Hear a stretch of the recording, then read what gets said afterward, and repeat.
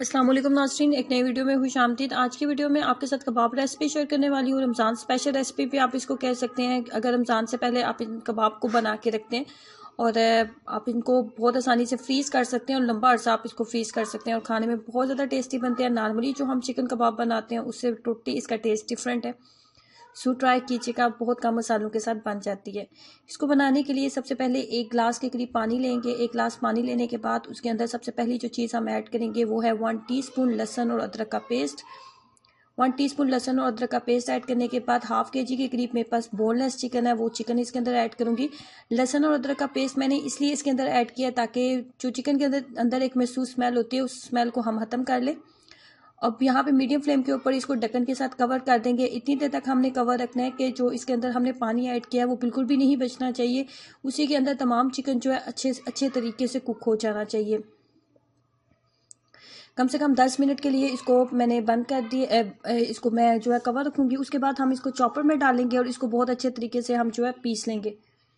तो 10 मिनट के लिए इसको कवर कर दिया। उसके बाद ये देखेंगे इसका पानी जो है मुकम्मल तौर पर जो है ड्राई हो चुका है और चिकन जो है वो 80% कुक हुआ है, 100% कुक नहीं हुआ। उसके बाद मैंने इसको चॉपर में डाला है। चॉपर में डालने के बाद ये कुछ इस तरीके से मेरे पास रेडी हो गया। मुझे इसी फॉर्म में इसको चाहिए था। नमक वगैरह मैंने कुछ भी ऐड नहीं किया, सिर्फ लहसुन और अदरक ही ऐड किया था। उसके बाद किसी बड़े बाउल में इसको निकाल लेते हैं ताकि तमाम जो बाकी मसाले हमने इसके अंदर ऐड करने हैं वो भी डाल लें। सबसे पहले आपने इसके अंदर डालना है सब्ज़ धनिया। सब्ज़ धनिया ऐड करने के बाद इसके अंदर डालेंगे 7 से 8 अदद सब्ज़ मिर्चें ली थी मैंने और उनको बारीक पेस्ट की फॉर्म में बना लिया था। उसके बाद थोड़ा सा लहसुन और अदरक, हाफ टी स्पून आप कह सकते हैं लहसुन और अदरक था। 5 से 7 सब्ज़ मिर्चें थी और बारीक उसको पेस्ट फॉर्म में बना लेना है। उसके बाद नमक आप अपने टेस्ट के अकॉर्डिंग डालें, मैंने हाफ टी स्पून डाला है। उसके बाद लाल मिर्च पाउडर 2 टीस्पून के करीब मैंने ऐड की थी। लाल मिर्च जो है वो कबाब में थोड़ी तेज़ हो तो कबाब खाने का मज़ा आता है। कबाब फीके खाना किसी को भी पसंद नहीं होते, तो इसलिए मैंने 2 टीस्पून के करीब लाल मिर्च पाउडर इसके अंदर ऐड किया था। उसके बाद जो चीज़ मज़ीद हम इसके अंदर ऐड करेंगे वो है ज़ीरा पाउडर। सफ़ेद ज़ीरे को पाउडर फॉर्म में बना के हाफ टी स्पून वो भी ऐड कर लें। उसके बाद ये जो चिकन पाउडर मिलता है जिसको हम आमतौर पे दाल वगैरह में ऐड करके दाल के टेस्ट को बढ़ाते हैं, ये साशे आपको किसी भी किराना स्टोर से मिल जाएंगे। वो एक पूरा साशे मैंने डाल लिया है इसके अंदर। उसके बाद अंडा डालेंगे क्योंकि बाइंडिंग इसकी नहीं होगी अंडे के बगैर, तो बाइंडिंग करने के लिए अंडे का इस्तेमाल किया मैंने। उसके बाद इसके अंदर गरम मसाला पाउडर ऐड किया, 1 टीस्पून मैंने ऐड किया गरम मसाला पाउडर।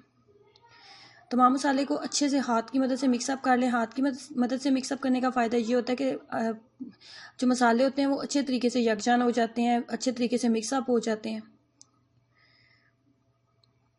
उसके बाद बहुत बड़े साइज़ के इसके कबाब नहीं बनाने, इस तरीके से छोटे छोटे साइज़ के इसके कबाब बनाने हैं। अब ये जो मैं अभी आप यहाँ पे कबाब बनाएंगे, यहाँ पे इस स्टेज पे आप इसको बना के फ्रीज़ कर सकते हैं। इसमें ऐसी कोई चीज़ नहीं जो ख़राब होगी, प्याज वगैरह नहीं है कि जो पानी वगैरह छोड़ देगा, कबाब ख़राब हो जाएगा।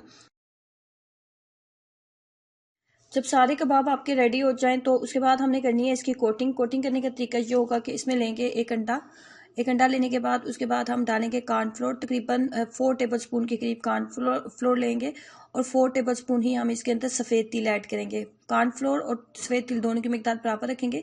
थोड़ा सा पानी इसके अंदर ऐड करेंगे और एक पतला सा मिक्सचर रेडी कर लेंगे। बहुत ज़्यादा पतला भी नहीं होना चाहिए और बहुत ज़्यादा थिक भी नहीं होना चाहिए। बस इस तरह का इसको होना चाहिए कि कबाब के ऊपर जब हम कोटिंग करें तो लगे कि हमने किसी चीज़ की कोटिंग की हुई है। बस इस तरह का ये तैयार होना चाहिए।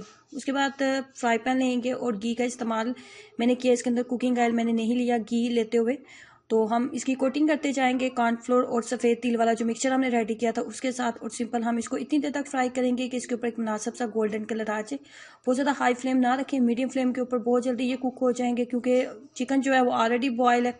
उसके अंदर मज़ीद ऐसी कोई चीज़ नहीं है जिसे हमें कुक करना पड़े, लो फ्लेम के ऊपर हमें ज़्यादा टाइम इसको पकाना पड़े। अगर आप इसको फ्रीज़ करके रखते हैं तो बहुत कम टाइम में आप अगर लंच बना रहे हैं या डिनर में आपने कुछ भी बनाया तो इसके साथ आप ये कबाब जो है बहुत जल्दी फ्राई कर सकते हैं। बहुत प्यारा सा एक गोल्डन सा कलर इसके ऊपर आ चुका है, ये बिल्कुल तैयार हो चुके हैं। इसके साथ मैं बनाऊंगी पुदीने की दही वाली चटनी और कबाब के साथ दही वाली पुदीने वाली चटनी बहुत मज़े की लगती है। नॉर्मली हम जो चिकन वाले कबाब बनाते हैं उससे इसका टेस्ट टोटली डिफरेंट है और खाने में बहुत ज़्यादा टेस्टी बनता है। तो आपने इसको ज़रूर ट्राई करना है और अपना एक्सपीरियंस मेरे साथ ज़रूर शेयर करें। वीडियो को लाइक करना और चैनल को सब्सक्राइब करना मत भूलें ताकि आप इस चैनल का हिस्सा बन सकें, इस चैनल को सब्सक्राइब कर सकें। अल्लाह हाफिज़।